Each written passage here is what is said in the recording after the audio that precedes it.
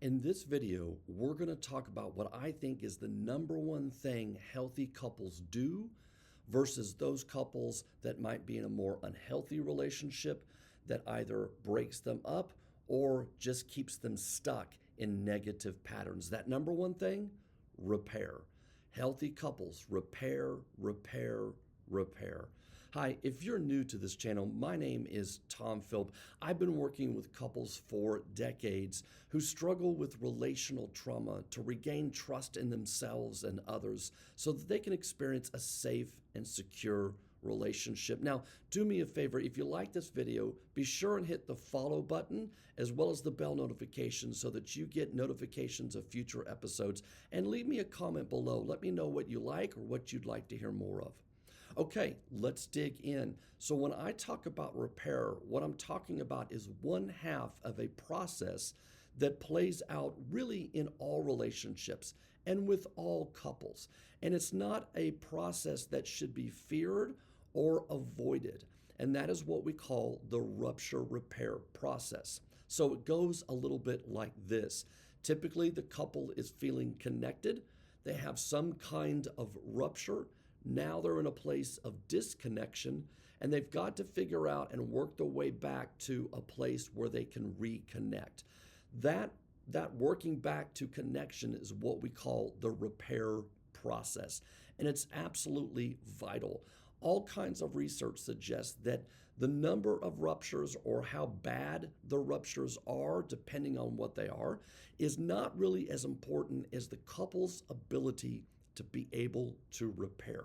So just for historical purposes, let's talk about what is a rupture. A rupture really is any kind of moment of disconnection, of feeling like the emotional bond is strained in the relationship.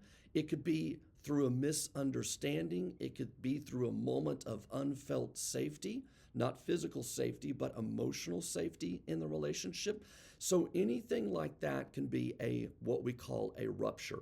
There can be small ruptures like a misunderstanding. There can certainly be large ruptures, let's say an extramarital affair, or breaking trust by hiding money or something along those lines. So there can be small, medium, or large types of ruptures. Either way, what happens is it throws the couple into a place where they're now feeling disconnected, and that emotional bond is strained. And so their whole goal needs to be, how do we work back to a place of reconnection? Now, one of the issues about actually being in a rupture is twofold. First, what I often see is couples take on a pattern that actually keeps them stuck. And two, they do this because when we have a rupture, it activates our attachment style. And our attachment style, especially if it's an insecure style, meaning if it tends to be more anxious or avoidant or disorganized, is by design a style of protection. It is a way our body has learned to keep us safe in those moments. So if you are more of an avoidant style of attachment, then your body says, shut down, withdraw, leave the situation, do anything to not escalate. Don't say too much because it could make it worse. So being more silent and being that you actually withdraw more, what that does is send a message to your partner. More often than not, it's an unintended message, but nonetheless, it sends a message. It says, I don't care about what you're saying. It's not as important as me keeping myself safe right now. It might minimize their message. It might make them feel unheard or unseen in those moments, because in that moment, you're in your protection. And the same way goes for the more anxious style of attachment and the disorganized style of attachment as well. And so when we have these ruptures, what happens is they activate our attachment style. And when that happens, we're less likely to be able to de-escalate and actually work our way to a repair, a successful repair. And we're going to get to it in just a moment, but I think there's 4 questions that we have to be able to answer in our relationship with our partner as to whether we've had a successful repair or not. But going back real quickly to the attachment styles that get activated, they create these patterns that build up in the couple or the pair, whether this be your partner, whether this be a colleague at work, whomever it might be that you've had a rupture with, your mother, your father, certainly family members, we can have ruptures with them all the time, especially this time of season around holidays. But then a pattern can take on a life of its own and actually keep that couple stuck. And so when we have a rupture in the relationship, it's really important to learn how do we tend to escalate that pattern that will play out versus learning how to de-escalate, which then allows us how to come back and make those repairs. So part of learning how to make an effective repair, I believe, is also really learning how do we understand our attachment styles and strategies in those moments. What are ways that our nervous system has learned to keep us safe? If you're more fall into the anxious attachment style, your nervous system says, I don't know when my partner's going to be emotionally available or not. It's so inconsistent that it actually hyperactivates my attachment. And as a result, I tend to really go after my partner. I turn up the heat. I tend to get more assertive and aggressive. And this is the way my body has learned to be able to try to get my needs and attachment longings met in my relationship. So being able to understand and acknowledge and be able to observe that pattern that keeps us actually disconnected is really part of learning how to come back and make repairs.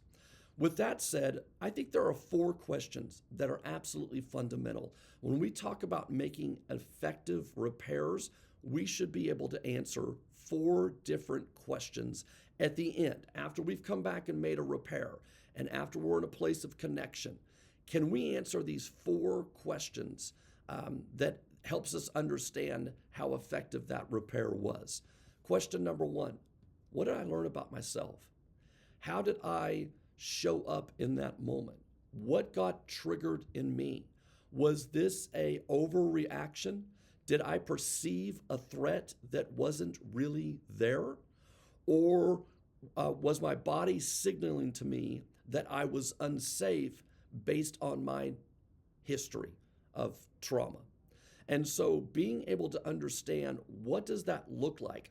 Not only what did I perceive a threat, but what kind of threat did I perceive? Did I see my partner getting silent for a moment and all of a sudden that felt like abandonment? Did I see my partner shutting down and moving away and that felt like rejection? Did I hear from my partner that once again, I'm getting it wrong?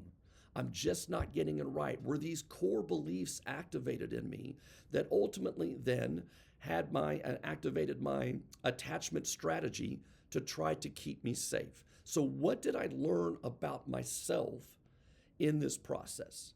I think the second question we have to ask is, what did I learn about my partner? How did my partner show up in that moment? Did I see them shut down because I was getting anxious and my anxiety was being pushed towards them or projected onto them? Did I see them begin to shut down because now I know that when they do that, they're oftentimes overwhelmed? So understanding what did I learn about my partner this time is really important as well, because we want to integrate these learnings so that we don't repeat these patterns over time. And so what fears were activated in my partner? Did I ever, in our conversation to repair, did I ever learn about what more was the root of the problem for them and what really scared them in that moment? Were they asking for something I was unable to give them because of my own protective strategies? And so understanding how your partner showed up is just as important as understanding how you showed up in that moment too. And what did you learn new about your partner? The third question I think we need to answer is, how did I contribute to the cycle? Remember that cycle we talked about, that pattern that tends to play out when the couple is stuck, that actually keeps them further stuck. How did I contribute to that cycle? Did my protective strategies show up? Did I shut down? Did I start to move away? Did I disengage? Did I minimize? their fears or concerns or their sadness in the moment? Any emotion they might have had, did I minimize that for fear that it was going to escalate? Or did I come in too hot? Did I come in too strong? Did my tone shift during this conversation that was much less soft and conversational style, but much more defensive kind of a tone?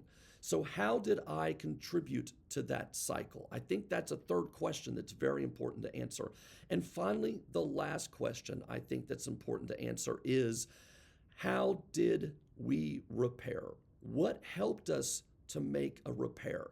When we finally talked things through and came back to a place where we feel okay, we get back to a place where we feel normal and like we've resolved something, then what was it that actually helped us repair? Was it a moment that my partner was able to use some humor and it actually sort of lessened some of the tension in the conversation?